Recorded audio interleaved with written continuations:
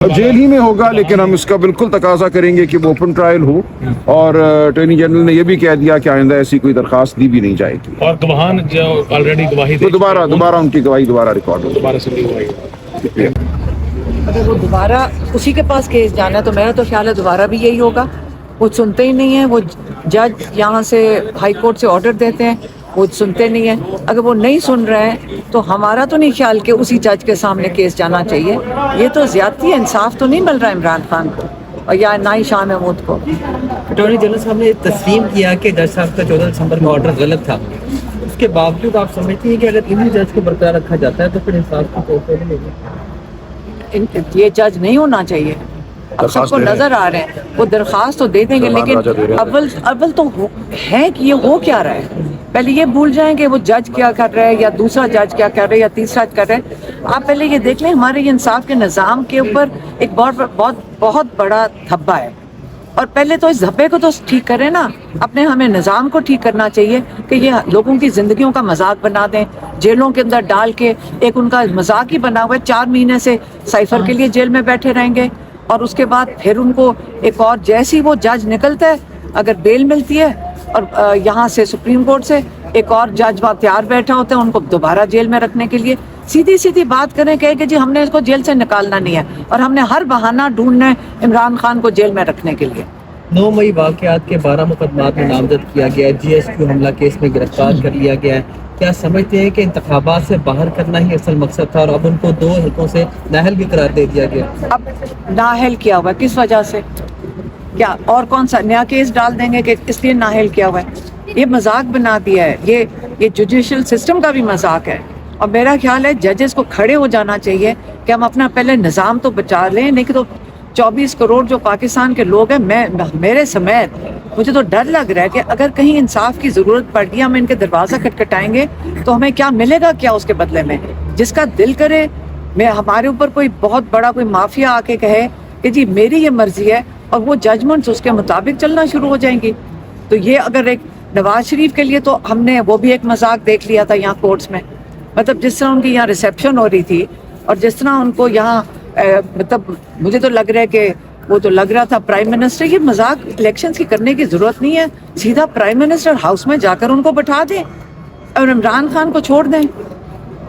यही अगर उनका मकसद है ये सारी चीज़ करने का। सर मैडम, इमरान खान के बगैर बल्ला तो मिल गया है, तो आप समझती हैं उनके बगैर बल्ले की कामयाबी होगी? मैं आपसे एक सवाल पूछती हूँ, पहले बल्ला लिया क्यों गया है? लोगों के कागज़ क्यों छीने जा रहे हैं? लोगों के साथ जुल्म क्यों किया जा रहा है? हमें ये सवाल पूछना चाहिए। ये बल्ला मिलना कोई फतह नहीं है, बल्ला लेने का मकसद क्या था? इलेक्शन कमीशन की भी वही सिचुएशन है, ये जज की सिचुएशन है। वो जो उनका दिल करता है वो कौन से कॉन्स्टिट्यूशन के ऊपर चल रहे हैं। और खान साहब ने जब जेल में वो आए हुए थे, जिस तरीके से वो कंडक्ट कर रहे थे, इमरान खान ने भी यही कहा था कि जिस तरह आपने आइन के मुताबिक, अपना जो अहद के मुताबिक आपने जो आपकी जिम्मेदारी थी कि आप पूरी करें, इलेक्शन करवाएं, उन्होंने नहीं करवाया और वो इस गेम का हिस्सा बने हुए हैं। तो इमरान खान ने यही कहा था जो आइन तोड़ है, इतनी सीरियस चीज़ आप इलेक्शन नहीं कर रहे, तो आपके ऊपर तो आर्टिकल 6 लगना चाहिए। ये इमरान खान ने उन जजेस को कहा था और ये बिल्कुल सही है, ये लॉ के मुताबिक उन्होंने सही बात की थी। अच्छा, एंड पे मैडम बस ये बता दीजिएगा, जवेद साहब ने भी एक पॉडकास्ट की उसमें कहा कि इमरान खान साहब रो रहे थे, उनकी आंखों में आंसू थे, टिश्यू पेपर भी मांगा, तो बॉडी लैंग्वेज और जो उनका मोरल है उस हवाले से जरा क्लैरिफाई कर। ये किसने कहा था? जवेद साहब ये कहा था जी। देखिए, हम कोर्ट में खड़े होते हैं, जब इमरान खान आते हैं, वो 3-4 सहाफ़ी जिनको इजाज़त मिली थी उस दिन आने की, ये उनसे भी पूछ लें।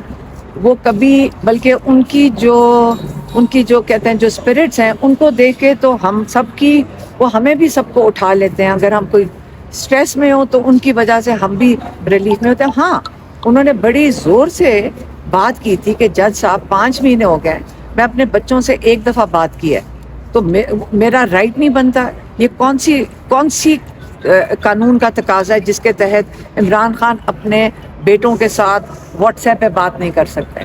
तो ये उन्होंने उसके लिए अपील की थी। और इसके अंदर रोने की ज़रूरत नहीं है खान साहब को। खान साहब की आपको पता होना चाहिए आवाज़ कैसी बनती है फिर जब उनको थोड़ा सा नाराज़गी होती है, और नाराज़ थे वो, थोड़े काफ़ी थे नाराज़। लेकिन उन्होंने कहा मेरा हक बनता है और उन्होंने अपना हक मांग रहे थे जज साहब से। बहुत शुक्रिया मैडम, थैंक यू। पार्टी के बहुत सारे लोगों को मुस्लिम लीग नून ने फैसिलिटेट किया है। 9 मई को बड़ा जमात बनाया मुस्लिम लीग नून ने, फिर उन्हीं लोगों के लिए सीटें खाली छोड़ दी। कैसे देख रहे हैं आप इसको? हाँ जी, मेरे ख्याल में ये अलाइंसेस तो बनती रहती हैं और इन अलाइंसेस के बनने से भी आपको अंदाज़ा होना चाहिए IPP और PMLN कि PTI का खौफ कितना ज़्यादा है इनके जहनों में, और ये जो शिकस्त फाश हम उनको देने की पोजीशन में है, इसके लिए हर किस्म के ये तरीक़ेकार इस्तेमाल कर रहे हैं। इसमें कोई दीन ईमान, कोई असूल, किसी किस्म की चीज़ जो है इनकी सियासत में, और जो पहले भी नहीं थी और अब भी नहीं है, आप वही देख रहे हैं। तो इससे वाज़े तौर पे रोज़े रोशन की तरह यही वाज़े होता है कि PTI से शिकस्त का खौफ जो है ये इन सारों को मिला रहा है। ये आप आई डोंट नो तो ये दिखा सकेंगे या सुना सकेंगे? दिखाएंगे। ये अंग्रेजी की कहावत है कि politics makes strange bed fellows, जिसका उर्दू में तर्जुमा होगा कि सियासत में अजीब व गरीब किस्म की हम बिस्तरियाँ होती हैं। तो आप ये उसका मुजाहरा देख रहे हैं। पेशावर हाई कोर्ट से प्रेस कॉन्फ्रेंस हुई PTI ऑफिस के बाहर, G8 के बाहर, जहाँ पे ये कहा गया कि बैरिस्टर गौहर ब्लैकमेल भी हो रहे हैं और 4-4 करोड़ रुपए में पार्टी की टिकट फरोख्त हो रही है। मैंने वो प्रेस कॉन्फ्रेंस नहीं देखी जी, और मैं टिकट अवार्ड की प्रोसेस में भी इन्वॉल्व नहीं हूँ, मैं तबसरा नहीं कर सकता। पेशावर हाई कोर्ट से बल्ले का निशान तहरीक इंसाफ को वापस मिल गया, तो कितनी बड़ी कामयाबी समझ रहे हो, और तहरीक इंसाफ की इलेक्शन कैंपेन के लिए कितना बड़ा वो? जी बिल्कुल जी, इलेक्शन कमीशन इसको चैलेंज करेगी, ये पेशावर हाई कोर्ट के फैसले को या नहीं करेगी, ये तो उनका ही कोई तर्जुमान बता सकता है। मैं उनका तर्जुमान तो नहीं हूँ, लेकिन जिस तरह का, लेकिन अकबर एस बाबर साहब अगर पेशावर हाई कोर्ट के अंदर पार्टी थे तो वो तभी चैलेंज कर सकेंगे। आई डोंट नो अदरवाइज उनके पास कोई वो बेनाए दावा बनता है या नहीं।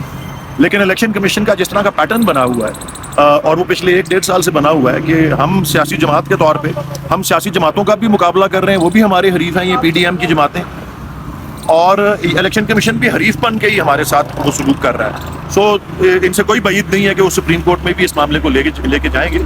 लेकिन अल्हम्दुलिल्लाह पेशावर हाई कोर्ट में ये बहुत बड़ी कामयाबी है, क्योंकि अभी तक 1 या 2 सफ़े का जो ऑर्डर है उसमें कोई तफसीलात तो नहीं है, लेकिन जो बहस वहाँ हुई है उससे ये बात वाज़े होकर सामने आती है कि हमारे दस्तूर, हमारे आइन का आर्टिकल 17, जो कि हर पाकिस्तान के शहरी को सियासी जमात बनाने और सियासी जमात की सरगर्मी में इन्वॉल्व होने की बुनियादी हक देता है, उसका वादा करता है, उसकी गारंटी देता है।